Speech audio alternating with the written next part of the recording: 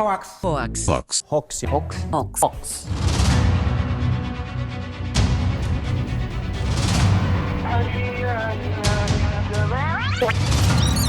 Beredar sebuah video yang menunjukkan seekor harimau masuk ke permukiman warga. Indonesia harus bodoh, pelayan, kacung.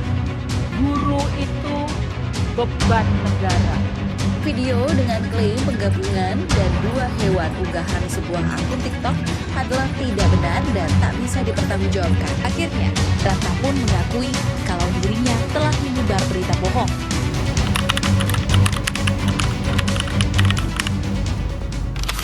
Halo, saya Muhammad Iksan, mahasiswa hubungan internasional dari Universitas Satyagama. Dalam tugas pengantar ilmu komunikasi ini, saya akan membahas tentang bahaya berita bohong atau hoax. Jadi, di video kali ini tentunya akan membahas bagaimana cara membedakan antara berita hoax dengan berita fakta sebenarnya. Daripada penasaran, jangan lupa tonton video ini sampai habis. Di era digital saat ini, penyebaran berita hoax mudah dilakukan. Bahkan, dengan adanya teknologi AI, berita hoax hampir sulit dibedakan bagi orang awam. Lantas, hoax itu apa sih sebenarnya? Jadi, hoax adalah informasi, kabar, atau berita palsu yang sengaja dibuat agar terlihat atau terdengar sebagai kebenaran. Istilah ini mengacu dalam upaya memutarbalikkan fakta dengan tujuan menipu, menimbulkan kebingungan, kepanikan di masyarakat, atau untuk mencapai keuntungan politik dan ekonomi tertentu. Sekarang ini, hoax sedang marak di kalangan masyarakat dan mudah tersebar melalui media sosial. Jadi, masyarakat diharapkan waspada karena informasi hoax yang beredar di media sosial ini banyak yang tidak diketahui kebenarannya. Ciri-ciri berita hoax. Berita bohong atau hoax biasanya memiliki beberapa ciri khas yang bisa dikenali sebelum kalian membagikannya ke orang lain. Ciri yang pertama adalah sumber tidak jelas. Informasi hoax tidak berasal dari situs atau institusi resmi yang dapat diverifikasi pertanggungjawabannya. Ciri yang kedua, judul sangat provokatif. Biasanya menggunakan kalimat atau judul yang memancing emosi seperti rasa takut, takjub, atau marah.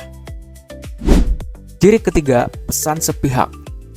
Berita hoax cenderung hanya menyudutkan atau membela pihak tertentu tanpa ada sudut pandang lain atau berita tidak berimbang. Ciri yang keempat, mencatut nama tokoh. Berita hoax sering mengaitkan informasi dengan nama tokoh terkenal atau otoritas tertentu agar pembaca percaya dengan berita bohong yang mereka buat. Yang kelima, penyebaran berantai. Biasanya berita hoax dilengkapi dengan kalimat instruksi yang memaksa agar pembaca segera menyebarkan pesan tersebut.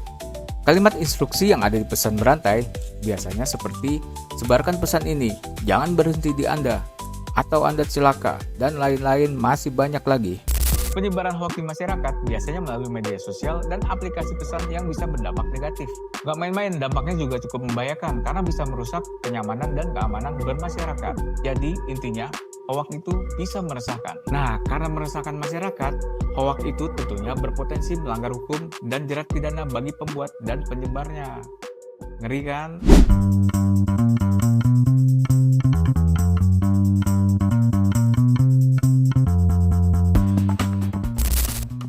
Agar kita tidak menjadi korban hoax dan bahkan ikut menyebarkannya, kita bisa membentengi diri dari penyebaran informasi palsu atau hoax ini dengan melakukan beberapa langkah verifikasi yang mudah dilakukan.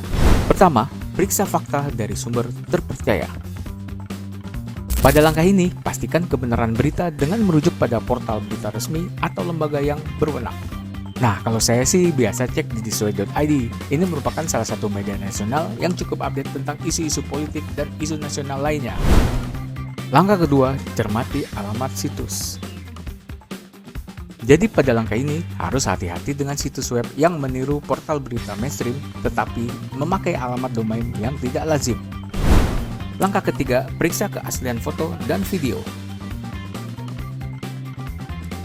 Pada berita hoax, seringkali foto atau video lama digunakan kembali dengan narasi yang berbeda. Bahkan, banyak juga foto dan video yang sudah diolah digital dengan bantuan AI.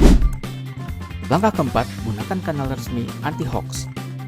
Jadi jika mendapat berita yang meragukan, coba cek kebenaran suatu isu tersebut melalui kanal aduan resmi pemerintah, seperti di situs Kementerian Komunikasi dan Digital atau di platform pengecek fakta publik yang terverifikasi. Di era digital, setiap orang punya peran untuk menjaga kualitas informasi. Mari jadikan media sosial untuk tempat berbagi ilmu pengetahuan, bukan penyebaran berita bohong.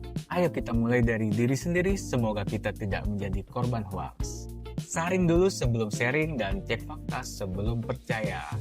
Semoga video ini bermanfaat dan sampai jumpa di video selanjutnya. Dadah!